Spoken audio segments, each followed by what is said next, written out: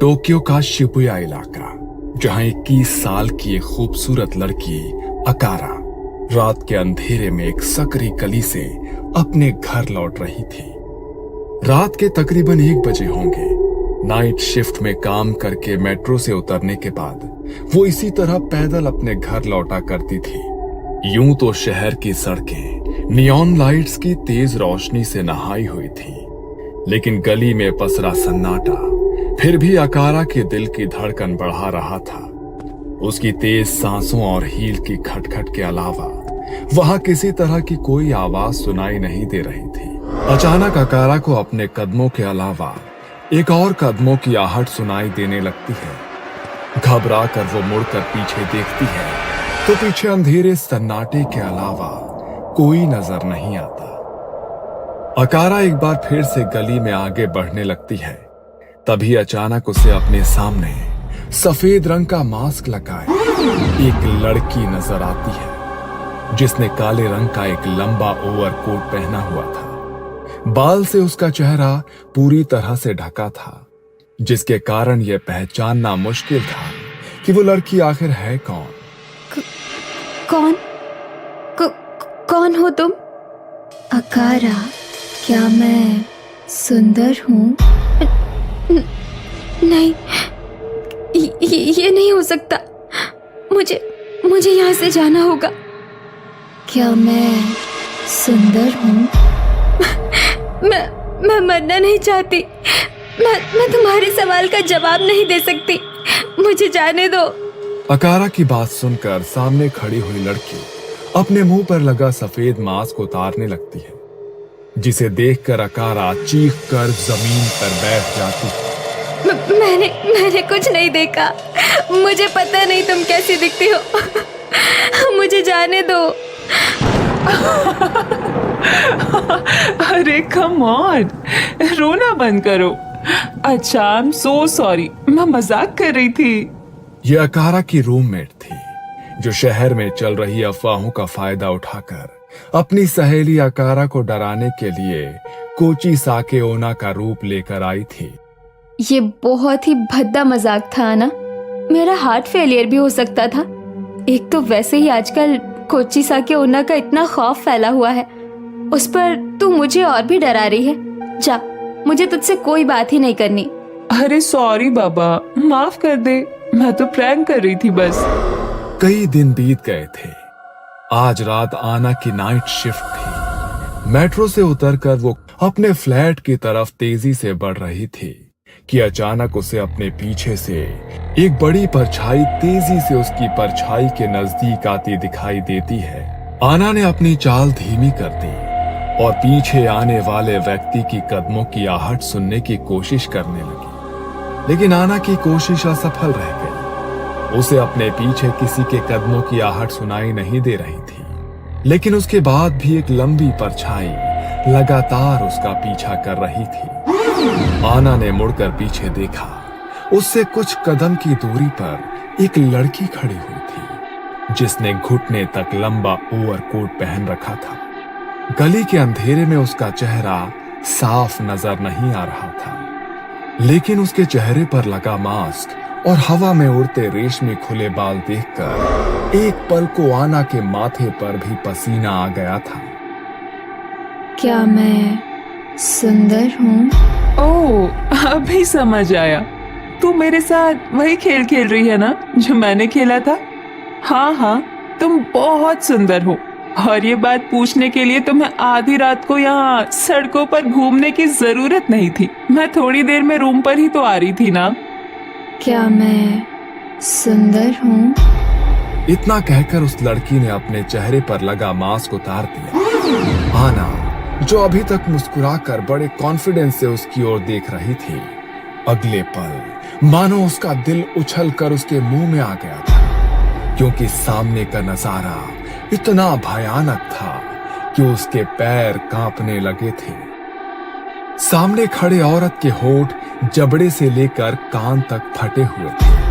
मांस और खून चेहरे पर लटका हुआ नजर आ रहा था और दांत खून से सने थे।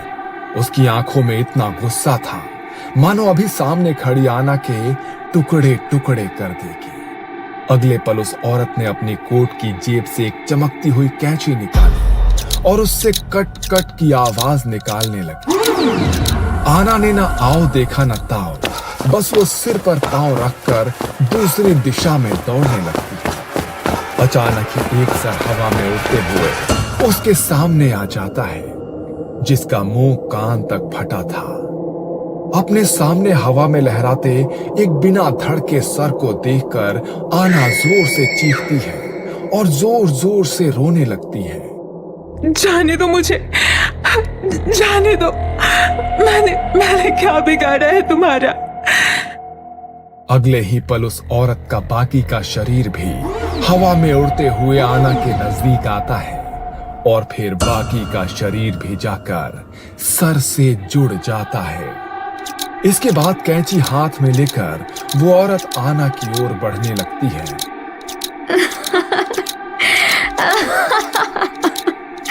तुमने कहा ना मैं बहुत सुंदर हूँ, अब तुम्हें भी मेरी तरह सुंदर बनना होगा। बनोगी ना? नहीं नहीं नहीं, मुझसे गलती हुई। तुम बिल्कुल भी सुंदर नहीं हो। नफरत है मुझे तुम्हारे चेहरे से। तुम इतनी भद्दी हो कि तुम्हारी तरफ कोई एक पल भी नहीं देख सकता। क्या कहा? मैं खूबसूरत नहीं हूँ? मैं तुम्हें खूबसूरत नहीं लगती? ठीक है, अगर मैं खूबसूरत नहीं हूँ तो शहर में कोई भी खूबसूरत नहीं रहेगा।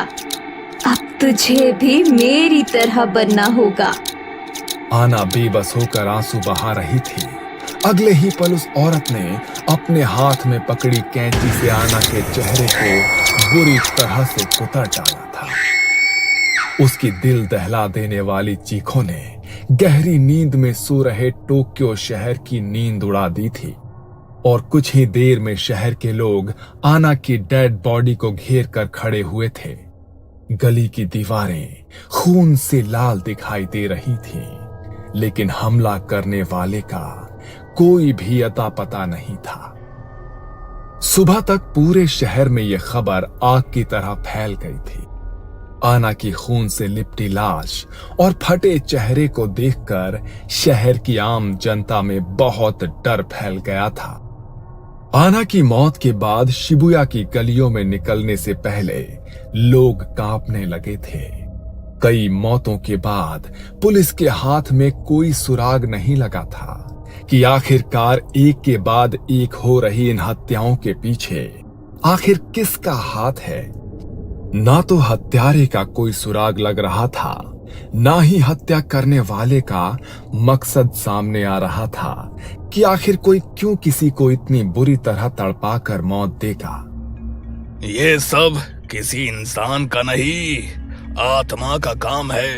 कोची साके यूना वही कर रही है ये सब, और अगर उसे रोका ना गया तो ऐसे ही हर रात किसी न किसी की मौत होगी। ये कौन औरत है? आखिर इसकी मौत कैसे हुई? कोची साके बेहद खूबसूरत थी, इतनी कि जो एक बार उसे देख ले उसकी नजर वहीं ठहर जाए। उसके पति को अब उसकी खूबसूरती से जलन और असुरक्षा महसूस होने लगी थी, इसलिए उसने अपनी पत्नी का घर से बाहर जाना, किसी से बात करना तक बंद करवा दिया था। फौज के बुलावे पर लड़ाई के लिए जाने से पहले उसने अपनी पत्नी कोची साके को घर के अंदर बंद कर दिया और उसे सख्त हिदायत दी कि वो घर से बाहर ना निकले। लेकिन आखिरकार वही हुआ जिसका उसके पति को डर था। पति के जाने के बाद लंबे समय तक अकेले रहने के कारण उसकी नजदीकियां एक युवक के साथ बढ़ गईं। एक रोज कोची साके का पति अचानक लौट आया और दुर्भाग्य से उसने अपनी पत्नी को दूसरे युवक के साथ देख लिया। गुस्से और नफरत से भरकर उसने पास में पड़ी कैंची उठाई और उससे अपनी पत्नी के चेहरे को बुरी तरह से काट डाला। कोची साके की मौत तो हो गई, लेकिन तभी से वो खूबसूरती और बदले की भूखी अतृप्त आत्मा बनकर घूम रही है। बस बहुत हुआ। अगर उसके प्रश्नों का उत्तर देकर ही इस मौतों के सिलसिले को रोका जा सकता है तो मैं उसका सामना करने के लिए तैयार हूँ। कोची साके की तलाश में पुजारी होशुमा आधी रात को टोक्यो की गली में निकल पड़ता है। कुछ देर तक वहां भटकने के बाद एक अंधेरी सुनसान गली में उसे अपनी ओर आती हुई एक काली परछाई दिखाई देती है। उस परछाई को देखकर होशुमा ने अपनी मुट्ठी में पकड़ा हुआ ताबीज और नमक कस के जकड़ लिया। जैसे ही कोची साके उसके नजदीक आई, होशुमा धीमी आवाज में एक मंत्र पढ़ने लगा। अचानक आसपास की हवा गहरी ठंडी हो गई और एक कांपती आवाज उसके कानों में गूंजी। क्या मैं सुंदर हूँ? उत्तर ना पाकर औरत ने एक बार फिर अपनी बात दोहराई। क्या मैं सुंदर हूँ? और उसी के साथ चीखते हुए उसने अपना मास्क हटा दिया। उसकी भयानक चीख और खून से सने कटे फटे चेहरे को देखकर होशुमा ने किसी तरह खुद को संभाला और कोची साके की बात के जवाब में मुट्ठी में बंद नमक और वो ताबीज उसकी ओर उछाल दिया। नमक और ताबीज के उसके शरीर से छूते ही वो एक भयानक दिल कपा देने वाली आवाज में चीखी। गली में फैली धुंध और ठंडक के साथ कोची साके भी धुंध के साथ लापता हो गई। अगले कुछ दिनों तक कोची साके किसी को दिखाई नहीं दी। शहर में मौतों का सिलसिला रुक गया था। होशुमा को भी ये लगा कि शायद उसके मंत्रों की शक्ति ने कोची साके को मुक्त कर दिया है, लेकिन ये शायद तूफान से पहले का सन्नाटा था। अगले पल क्या होने वाला है, होशुमा को अंदाजा भी नहीं था। आधी रात का समय था। पुजारी होशुमा एक सुनसान गली से गुजर रहे थे। अचानक उन्हें महसूस हुआ मानो ये गली खत्म होने का नाम ही नहीं ले रही है। वो जितना गली में आगे बढ़ते जाते, गली और लंबी होती चली जाती। चलते चलते जब उनकी सांस फूलने लगी, तभी उन्हें अपने पीछे से एक जानी पहचानी आवाज सुनाई देती है। तूने भी मुझे धोखा दिया। धोखे की सजा सिर्फ मौत है। मैं लौट आई हूँ और अब मौत का ऐसा तांडव होगा कि सब तमाशा देखते रह जाएंगे। होशुमा घबराकर नींद से उठ बैठते हैं। उनका चेहरा पसीने से भीगा हुआ था। ये कैसा सपना था? अगर ये सच में हुआ तो बहुत बड़ा अनर्थ हो जाएगा। अगले दिन रात का समय था। टोक्यो में रहने वाली मसातो अपने कमरे में मोबाइल पर वीडियो देख रही थी।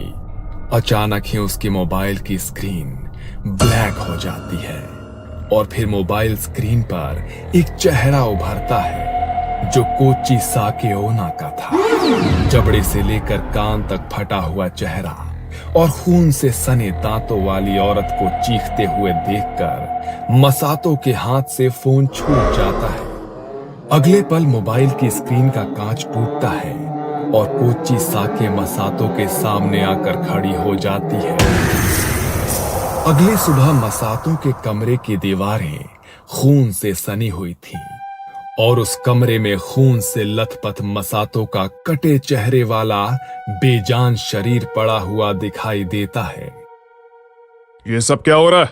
मसातो का कमरा अंदर से बंद था। बाहर से कोई उसके कमरे में अंदर नहीं आया, तो फिर आखिर उसकी हत्या की किसने? पहले तो ऐसी घटनाएं सिर्फ शहर की सड़कों पर हो रही थी और अब घर में भी। आप बिल्कुल ठीक कह रहे हैं सर। 2 दिन पहले मेरी बहन की भी इसी तरह मौत हुई थी।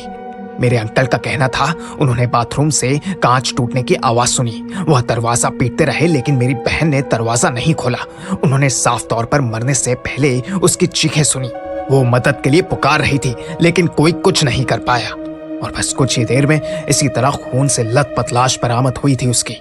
ऐसा लग रहा था किसी ने कंची से उसका पूरा चेहरा काट डाला हो।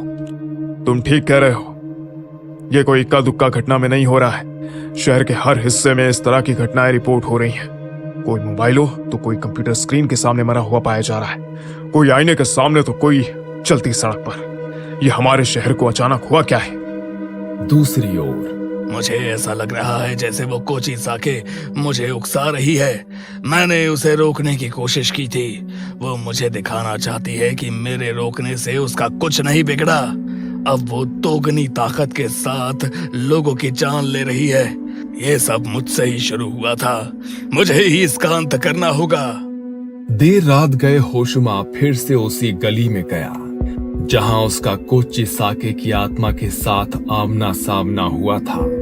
वहां जाकर उसने कोची साके को पुकारा। कुछ देर बाद अचानक ही चारों ओर ठंड बढ़ने लगी। हवाएं इतनी ठंडी हो गई कि वहां पर सांस लेना भी मुश्किल होने लगा। गली में लगी लाइट टिमटिमाने लगी और तभी होशुमा ने देखा कि कोची साके ठीक उसके सामने खड़ी हुई है। क्या मैं सुंदर हूँ? कोई इंसान सुंदर हो या बदसूरत, अपनी जिंदगी अपनी मर्जी से जीने का अधिकार सभी को है। तुम्हारे पति ने तुम्हें तुम्हारी खूबसूरती के लिए नहीं मारा। तुमने जिससे प्यार किया था उसने तुम्हारे सुंदर मन को चाहा था, चेहरे को नहीं। तुम भी बस मेरे चेहरे को सजा दे सकती हो, मेरी आत्मा को नहीं। होशुमा की बातें सुनकर कोची साके अपने कानों पर हाथ रखकर जोर जोर से चीखने लगती है। मुक्त कर दो अपने आप को। तुम्हारी सुंदरता तुम्हारी दुश्मन नहीं बनी। तुम्हारी जान उसके पागलपन ने ली। तुमने बेगुनाहों की जान ली है। तुम सुंदर नहीं बदसूरत हो। इतना कहकर होशुमा अपने साथ लाए हुए पवित्र आईने को उसके सामने कर देता है। उस आईने में अपना कटा फटा खून से लथपथ बदसूरत चेहरा देखकर कोची साके चीखते हुए एक धुएं में बदलकर हमेशा के लिए गायब हो जाती है।